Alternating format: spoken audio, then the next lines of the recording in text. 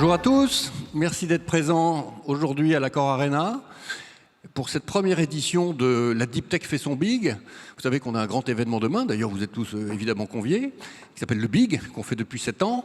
Et puis cette année, avec Paul et avec toutes les équipes de la BPI et tous les partenaires, certains sont au premier rang que je salue, et d'ailleurs je salue tous ceux qui nous regardent en visio également aujourd'hui, nous avons décidé de réunir doctorants, PhD, docteurs, étudiants dans les écoles d'ingénieurs, masters, qui s'intéressent à la question de la deep tech et que nous voudrions convaincre d'être plus encore chercheurs, plus encore entrepreneurs. Voilà, c'est ça l'objet de cette matinée. Vous donner, j'imagine que vous l'avez déjà si vous êtes venu ce matin, mais plus encore le désir de faire le premier pas, le pas difficile qui vous conduit à devenir vraiment chercheur et peut-être ensuite carrément entrepreneur. Sachant qu'entre chercheurs et entrepreneurs, tout est fait maintenant en France pour qu'il y ait un continuum on va dire simple, hein, et qu'il n'y ait pas cette espèce de gigantesque falaise où quand on passe entrepreneur, on n'est plus chercheur et qui pouvait, pour certains d'entre vous, paraître être un obstacle. Voilà. Donc les lois qui ont été votées récemment sont des lois importantes hein, sur le statut de chercheur-entrepreneur en particulier. Hein. Et puis surtout, tout ce qu'on fait à la BPI, avec la boîte à outils qui vous sera décrite dans la matinée, est destiné à vous accompagner, vous permettre de considérer qu'en fait, à partir du moment où vous avez décidé, ça c'est votre décision, c'est votre solitude, hein, ça n'appartient qu'à vous, mais à partir du moment où vous avez décidé, vous allez être accompagné. Hein, le plus difficile, c'est le premier pas. Ensuite, on s'occupe de tout avec vous, des financements, de l'accompagnement, du conseil, tout ça va être décrit dans la matinée. Alors pourquoi est-ce qu'on pense que pour vous, les jeunes qui êtes présents dans cette salle ou qui me regardez, eh bien, vous avez une chance extraordinaire d'être jeune aujourd'hui présent, octobre 2021, c'est qu'on a devant nous des puissances technologiques de potentialités qui se lèvent et qui sont un infini d'opportunités pour vous, dans tous les secteurs. Franchement, c'est absolument... Ah, j'ai presque envie de vous dire que c'est wagnérien. L'autre jour, je suis allé voir Dune. Qu'est-ce qu'a vu Dune? Probablement certains d'entre vous.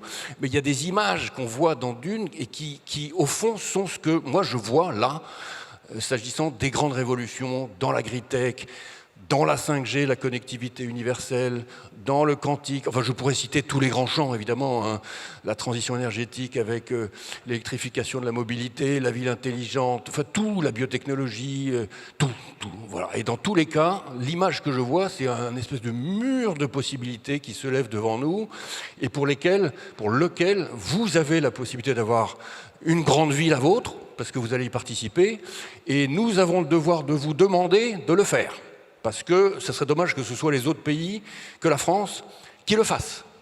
On a une tradition de puissance scientifique.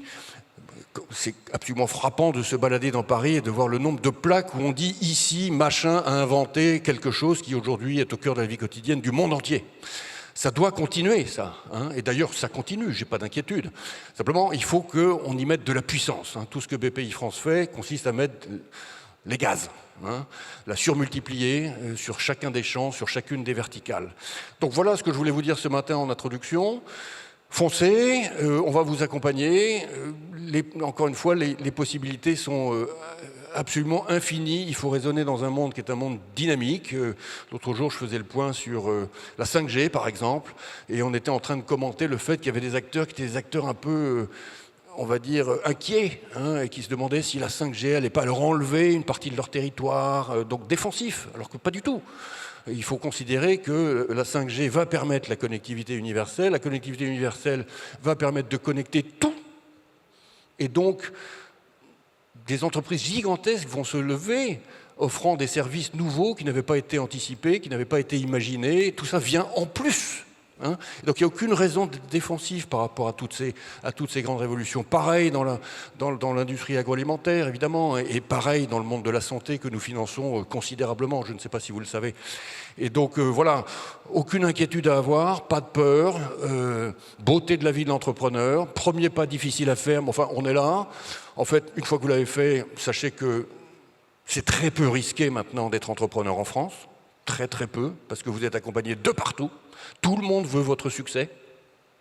Et par ailleurs, j'ai envie de vous dire, ça je peux vous le promettre, vous êtes heureux, hein, parce que vous êtes juste libre. Parfois vous allez échouer, enfin vous l'aurez fait.